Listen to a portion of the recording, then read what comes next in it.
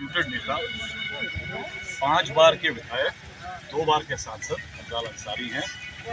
अंसारी साहब, अब जनता मूर्ख और आप अब मूर्ख नहीं बना सकते। आपने कोरोना काल में जब जनता त्राहिमाम कर रही, जब चिता सजाने के लिए लकड़ियां नहीं मिल रही, जब गंगा मैया की गोद लाशों से पट गई, तब आपने मूर्ख बनाया और आपने कहा आपदा को अवसर बना लो और एक समय तय कर दिया कि इतने बजे घर की सारी लाइटें बुझा दो और इतने बजे आप सब चिराग बत्ती सारा बुता करके और मोबाइल से फ्लैश करिए, राहत मिल जाएगी। एक नई नौटंकी उन्होंने किया कि इतने बजे नहा धो करके अपने घर के छत पे चढ़ जाओ, छत न हो तो कपड़े पे चढ़ जाओ, कपड़ा ना हो तो दूसरे के कपड़े पे चढ़ जाओ और थाली और घंटा बजाओ, आपको राहत। तो ये सब मूर्ख बनाया उन्होंने, बार बार मूर्खों की परीक्षा भी लिया। अफजाल अंसारी जी, लेकिन ये चुनाव आपके लिए मेरे ख्याल से पिछले कुछ महीनों का मुश्किल और चुनौतियों भरा और ये संकट की स्थिति है, लेकिन पूर्वांचल की जनता ने इस जुल्मी सरकार का जो रवैया है, और एक सिर्फ अफजाल अंसारी के साथ नहीं, जो समाज का गरीब तबका है, कमजोर तबका है, उस तबके को गुंडे हैं, माफिया हैं या दबंगई करने वाले लोग हैं, सामंतवादी विचार की सोच रखने वाले लोग, इन लोगों की तरफ से उनको सताया जाता है, उनकी जगह जमीन पे कब्जा किया जाता है, उनकी इज्जत आबरू पे डाका डाला जाता है, उनको अपमानित करने का होता है। तो ऐसी घटनाओं में सताए हुए लोग जब हमारे पास आते हैं तो एक जनप्रतिनिधि के नाते, और चूंकि आज ये रिश्ता 50 साल से है कि गरीब हमें अपना सहयोग करते हैं, तो हम भी गरीब के लिए मरने मिटने को खड़े हैं। लोग इसको मुद्दा इस तरह से बना रहे हैं कि समाज का एक बहुत बुरा इंसान था जिसको उनकी सरकार में हटा दिया गया, लेकिन आम जनता तो दुखी है। वो मानती है कि वो गरीबों को, कमजोरों की मदद करने वाला एक इंसान था और इस जुल्मी सरकार ने षड्यंत्र करके उनकी हत्या करी। पूरा आधार है, मेरे पास तथ्य है। मुख्तार की हत्या की योजना जब बनी तो हम लोगों को भी कहीं से सूचना मिली, उन्हीं अधिकारियों में से ही कुछ लोगों ने गोपनीय सूचना ली। किया क्या जा सकता है जब नीचे से ऊपर तक सब उसमें सम्मिलित है। सर्वोच्च न्यायालय में याचिका दाखिल और उस याचिका में ये कहा गया कि मुख्तार को यूपी के जेल के बाहर किसी भी हिंदुस्तान की जेल में रख लीजिए और उनका ट्रायल वीडियो कॉन्फ्रेंसिंग से करा लीजिए, जैसे यहाँ भी बांदा जेल में है और ट्रायल उनका वीडियो कॉन्फ्रेंसिंग से हो रहा है। तो अब चूंकि उनकी जेल में हत्या कर देने की योजना बन गई है, इसलिए ऐसा किया जाए। सुप्रीम कोर्ट ने इसी बात को पॉइंट आउट किया और कहा ठीक। इन्होंने कहा याचिका में कि चुनाव के दौरान कोई अनहोनी घटना करा के चुनावी लाभ लेना चाहते हैं, इसलिए इस चुनाव के बीत जाने के बाद हम इस केस को लिस्ट करते हैं और उस दिन सुनवाई करेंगे। जब तक के लिए ये डायरेक्शन दिया सुप्रीम कोर्ट ने कि चुनाव के दौरान मुख्तार अंसारी के साथ कोई अनहोनी घटना जेल में न हो, इसका पुख्ता इंतजाम कीजिए। अपनी जो सुरक्षा प्रबंध है उसकी समीक्षा कर लीजिए, जो मेडिकल फैसिलिटीज जो आप दे रहे हैं उसकी समीक्षा कर लीजिए। कोई अनहोनी घटना नहीं होनी चाहिए। चुनाव बीतने के बाद हम इसे लिस्ट करेंगे और सुनेंगे। उसके बावजूद सीना जोड़ी है। ये लोग तो फासिस्ट लोग हैं। वो आईसीयू में थे। एक दिन जो डेट 26 तारीख की, उनको बांदा मेडिकल कॉलेज ले जाया गया और मेडिकल कॉलेज में आईसीयू में रख के उनका इलाज कराया गया। हम लोगों को रेडियोग्राम भेजा गया। 3 बजे भोर में जब रेडियोग्राम मिला तो हम लोग भी भाग के गए। उस समय वो आईसीयू में थे, होश में आ चुके थे। आपकी मुलाकात हुई? मेरी मुलाकात हुई, मेरी बात हुई। क्या एक सेकंड में उन्होंने कहा भैया मुझे जहर दे दिया है इन लोगों ने और मेरा इलाज भी नहीं हो रहा, ये नाटक हो रहा है इस हॉस्पिटल में, मुझे पेन किलर इंजेक्शन दिया जा रहा है। मुझे कहिए इनसे कि रिफर कर दें लखनऊ के पीजीआई के लिए, मेडिकल कॉलेज के लिए, राम मनोहर लोहिया हॉस्पिटल के लिए। हमने ये रिक्वेस्ट किया तो उन लोगों ने कहा कि अतिरिक्त खर्च कहाँ से आएगा और जो डिरेक्शन है ये है वो है। 2 दिन बाद आइए, 2 दिन में हम लोग इनको बहुत कुछ कवर कर लेंगे। अभी ये हालत है कि ये बैठ नहीं सकते या खड़े नहीं हो सकते, लेकिन हम लोग देखिए बीपी मेंटेन होने लगा, ऑक्सीजन लेवल इनका ठीक होने लगा। अब जब ऑक्सीजन लगी हुई है तो ऑक्सीजन लेवल ठीक हो रहा है। तो बहरहाल हम 2 दिन बाद आप आइएगा, इनको खड़ा करके चला देंगे आपको। मैंने कहा मैं लिख के देता हूँ परिजन की हैसियत से, इनको आप लखनऊ रिफर करो और जो भी खर्च आएगा वो हम वहन करने को तैयार हैं। ये नियमन गिफ्ट का बता, आप देख रहे हैं आप 2 दिन बाद के लिए बात कहा उन लोगों ने कि तीसरे दिन आ जाइए। मैं लौट के घर आया, अभी घर नहीं पहुंचा था तो मुझे खबर आ गई, तो उनको वापस उसी जेल की उस काल कोठरी में डाल। यानी आप कह रहे हैं कि आईसीयू से सीधे जेल? सीधे कभी भी ऐसा कहीं नहीं होगा। आईसीयू से निकाल के ऑब्जर्वेशन रूम में रखा जाता है, ऑब्जर्वेशन के लिए किसी वार्ड में रखा जाता है, सीधे व्हील चेयर पे बैठा के और सीधे ले जाके उनको डाल दिया गया उसी काल कोठरी में तन्हाई की वजह, जहाँ एक दिन और वो जी सके। 27 तारीख को उनको वीडियो कॉन्फ्रेंसिंग के जरिए एक न्यायालय के सामने पेश किया गया।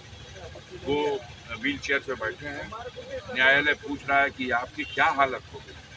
मुख्तार साहब कह रहे हैं कि मुझे जहर दिया गया है और श्रीमान जज साहब मुझे बचा लीजिए, मैं मर जाऊंगा, मेरे शरीर में अब ताकत नहीं है, मुझे बोलने की भी ताकत नहीं है। आप अगर तुरंत इनसे मेरे इलाज का प्रबंध नहीं कराएंगे तो मैं बच जाऊंगा। जज ने जब डायरेक्ट बात कर दिया तो उसने फाइल पे लिखा, 2 दिन में कहा आप कह रहे हो मेडिकल फैसिलिटी दे रहे हैं तो क्या दिया, कैसे दिया, पूरा विवरण लगाओ। 29 को मेरे सामने पेश करो। 29 तक 28 की रात हुई, गुजर गए। और जैसे ही गुजर गए सारी फाइलें बंद हो जाती हैं। जबकि दुनिया में नहीं रहा, फाइलें बंद, न्यायालय की भी फाइल बंद और जेल की भी फाइल बंद, मेडिकल की भी फाइल बंद। इसलिए मैं कहता हूँ उस समय उस स्तर पे हम लोगों ने मांग की कि उनके लाश का जब पंचायतनामा हो रहा था तो बेटे की तरफ से लिख के दिया गया कि आप एम्स के डॉक्टर से पोस्टमार्टम करा दें। उन लोगों ने इसे नहीं खारिज कर दिया। अभी आपके पास मौका है, अगर इंडिया की सरकार आती तो अगर इंडिया की नहीं सरकार आती है, माननीय सर्वोच्च न्यायालय में वो डेट जिस दिन लिस्ट होती है, वो याचिका जिस दिन लिस्ट होगी, हम लोग माननीय सर्वोच्च न्यायालय से उम्मीद करते हैं कि वो इस गंभीर मामले में एक न्यायप्रिय आदेश करेगा जो जनता का विश्वास बना। अगर कोई जांच सर्वोच्च न्यायालय की तरफ से बैठा दी जाए जिसकी निगरानी सर्वोच्च न्यायालय कर है, पोस्टमार्टम हो ठीक से कर से पोस्टमार्टम तो हम लोग के यहाँ लाश जलाई तो जाती नहीं, लाश तो कब्र में अभी तो है पॉसिबल, पूरा सब कुछ है। और जहर से जो मारा जाता है उसका एक नाखून भी अगर मिल जाए तो इसमें इसके टेस्ट से भी पता लग जाएगा कि भाई आपकी दूसरी परेशानी आपका अपना कोर्ट केस, हमारा अपना कोर्ट केस है और सारी कोर्ट से ऊपर भी ऊपर वाले की एक कोर्ट षड्यंत्र करके यहाँ से हमारे खिलाफ फैसला कराया गया, लेकिन फिर सर्वोच्च न्यायालय से मुझे राहत भी मिली। आप जानते हैं कि यहाँ के सजा का आदेश निलंबित कर दिया गया। हमारे यहाँ के एक महान नेता है माननीय मनोज सिन्हा जी, 2004 के चुनाव में हमारा उनका मुकाबला हुआ, तब तक यहाँ के वो बेताज बादशाह थे और 2,27,000 वोटों के अंतर से गाजीपुर की जनता ने हमारे मुकाबले उनको चुनाव हरा दिया। उनका राजनीतिक भविष्य संकट में आ गया, तब से वो अपने सारे प्रभाव का इस्तेमाल करते और सरकार में है, पद पर हैं, तो सारे नियमों कानून की धज्जियां उड़ा करते वो हमारे पीछे पड़े रहते हैं। लेकिन वो जानते हैं कि जनता की अदालत में एक बार नहीं 10 बार चुनाव होगा तो गाजीपुर की जनता अफजाल अंसारी को जिता देगी और मनोज सिन्हा की जमानत नहीं कर देगी। इसलिए वो चाहते हैं मैं इस लायक न रहूं। नहीं तो अगर कोर्ट का ऑर्डर आता है, मान लीजिए 1 तारीख को अगर आता है कैसा तो वोटिंग तो रुक नहीं सकती। नहीं, कुछ नहीं, वोटिंग हो गई। 1 तारीख को आना भी नहीं, कोई डेट भी नहीं है, 3 तारीख को डेट लगी हुई है। ये तो कंफ्यूज करने के लिए हम अफसोस है कि मीडिया के भाई हम लोग को ऐसा लगता है कि बीजेपी बी टीम है और मेन टीम हो गई है मीडिया।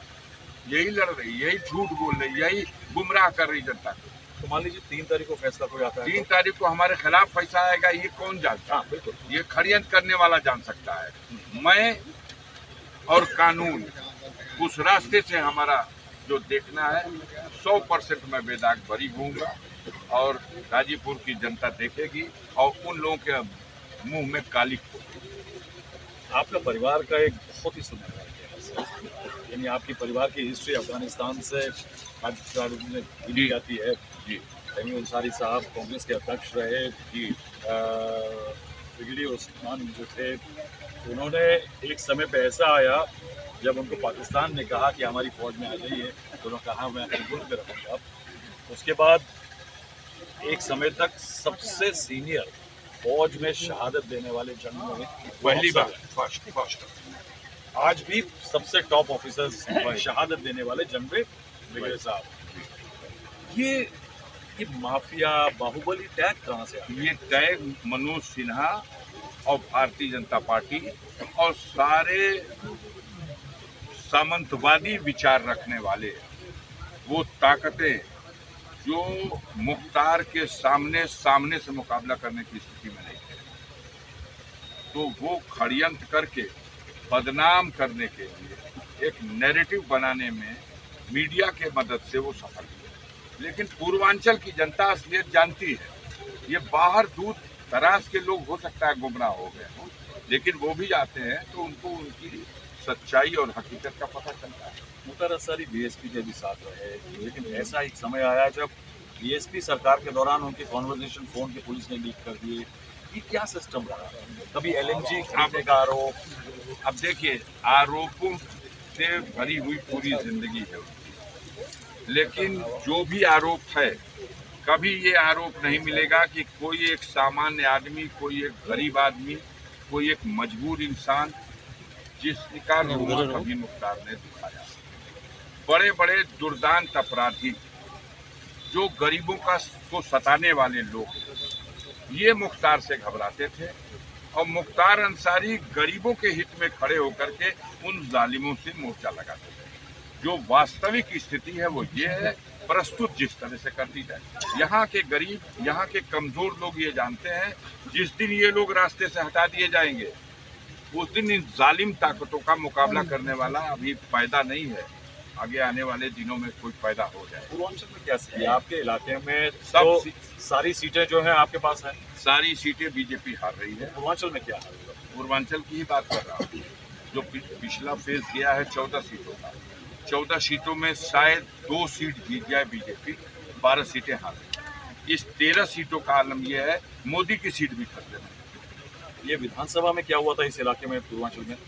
विधानसभा 2022 का जब चुनाव हुआ था तो ये लोग बुलडोजर लेके जाया करते थे मीटिंग। हमने बड़ा बुलडोजर चलाया।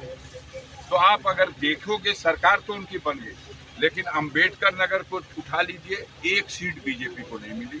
अंबेडकर नगर के बाद जौनपुर है, जौनपुर में मात्र 1 सीट बीजेपी के खाते में। उसके बगल में आजमगढ़ है, आजमगढ़ में 1 सीट भी बीजेपी को नहीं मिली। उसके बगल में मऊ जिला है, मऊ जिले में 1 सीट बीजेपी को। उसके बगल में बलिया का जिला है, बलिया जिला से मात्र 2 सीट बीजेपी को। गाजीपुर जिले का नंबर आता है तो 0 पर है बीजेपी। ये यहाँ की जनता आईना दिखा देती है कि वो किसी ढोंग में फंसने वाली। लेकिन ये गोरखपुर और बनारस के बीच का जो इलाका है, इसमें फिर बीजेपी का मेन मुद्दा क्या है? देखिए, घाघरा के उस पार गोरखपुर, वो जो सलेमपुर और देवरिया, बस्ती, गोरखपुर, महाराजगंज, श्रावस्ती, ये इलाका घाघरा उस पार है। घाघरा के इस पार और गंगा के इस बीच में जो इलाका है, इसमें न मोदी का जादू चलता है और न योगी का जादू चलता है। यहाँ की जनता शुरू से सरकार के जुल्म जाति के खिलाफ खड़ी होती रही है। ये इतिहास है इस माटी का। ब्रिटिश हुकूमत के खिलाफ भी 1942 में इस क्षेत्र की जनता ने बगावत करके 18 अगस्त 1942 को इस क्षेत्र में ब्रिटिश हुकूमत का झंडा तहसीलों से, जिला मुख्यालयों से उखाड़ करके फेंक करके जला दिया था और तिरंगा लहरा दिया था। इस बार बीएसपी क्यों अगर साथ होती तो क्या होता? बीएसपी साथ होती तो क्या होता, ये अलग बात है। बीएसपी का कैडर भी निराश है इस बात से, किसी वजह से वो माननीय बहन कुमारी मायावती जी का निर्णय है, और जो उनका निर्णय है वो पार्टी की रुचियाँ हैं तो लेकिन आपको लगता है कि अलायंस बहुत मजबूत होता अगर अलायंस मजबूत होता है, एक बात थी।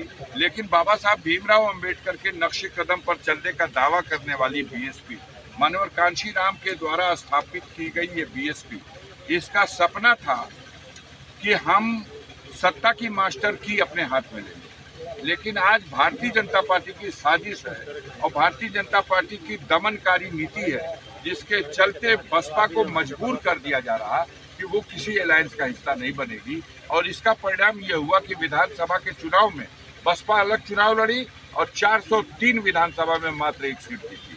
और इस बार भी दबाव में लेकर के विवश कर दिया गया है बीएसपी को कि वो किसी अलायंस का हिस्सा न बने, अलग लड़े, ताकि वोटों का डिवीजन हो। किसके द्वारा?